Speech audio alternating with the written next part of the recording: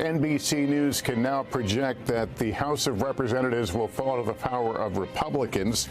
Here's a look at where the House stands at this hour. Republicans surpassing the 218 members needed to maintain control.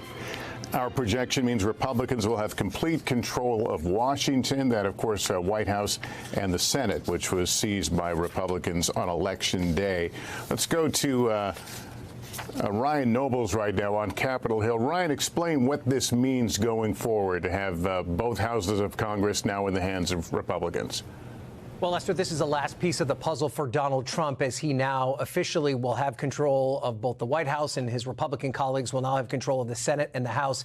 It will make passing his agenda, the agenda that he ran on in this past campaign, that much easier of getting through Washington. And it does not come as much of a surprise, especially given the results of what we saw last Tuesday night, that Republicans were able to maintain control. Although this did take much longer to call than the races in the Senate and, of course, the race for the White House, in part because many of the battlegrounds that we were still waiting to project came in areas that were not presidential battlegrounds. They weren't in swing states, in particular the state of California, which took quite a long time to count many of its votes. Many of these races that tipped the balance in favor of Republicans came from California.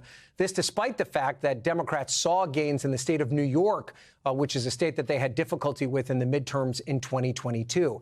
Now, even though Republicans will control the House and they will control the Senate and they now have the White House, their margins in the House of Representatives will still be extraordinarily small. And Lester, while we are still counting the votes and while we can project that the Republicans will control the House, we do not know what the final numbers will be, but they will be strikingly similar to the margins that we saw in the last Congress, meaning that Republicans will have very little margin for error when it comes to passing these agenda items that Donald Trump has prioritized.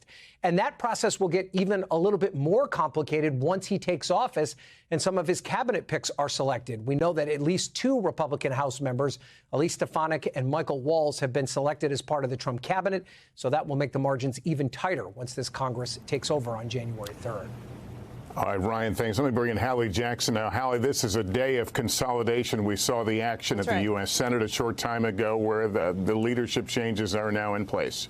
Yeah, Senator John Thune now will be, for the first time in decades, the Senate leader in that chamber after Mitch McConnell decided to relinquish his role there. He will remain on, of course, McConnell will, as a senator. But you're seeing Senator Thune, now the Senate Majority Leader. You've got House Speaker Mike Johnson looking likely to become House Speaker next term as well. After just this morning, President-elect Trump threw his support behind Speaker Johnson at a meeting. And then, of course, President-elect Trump, as he was at the White House this morning for the beginning of the sort of unofficial piece to the handover. The official transition will happen, of course, on Inauguration Day.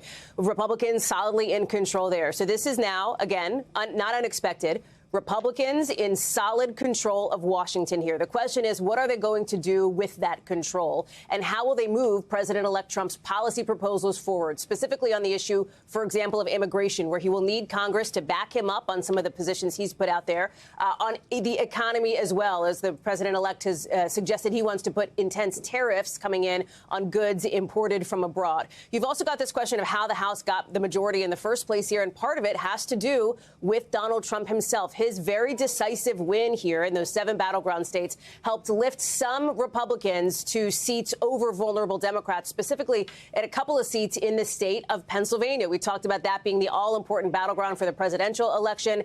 Here, it appears that former president, now President-elect Trump's win was helpful on that front here. So it is a new age. It is a new moment in Washington here. President-elect Trump is certainly celebrating that. And now, come January, the business of governing will commence, Lester. And the president and his team have certainly telegraphed what that is going to look like after Inauguration Day through the picks that we've been seeing here play out over this week for his cabinet. Yeah, that's exactly right, especially as you look at his cabinet taking shape now. Florida Senator Marco Rubio expected to be named Secretary of State. You have a former Fox News anchor, Pete Hegseth, who has been tapped to lead the Pentagon as well. Thanks for watching. Stay updated about breaking news and top stories on the NBC News app or follow us on social media.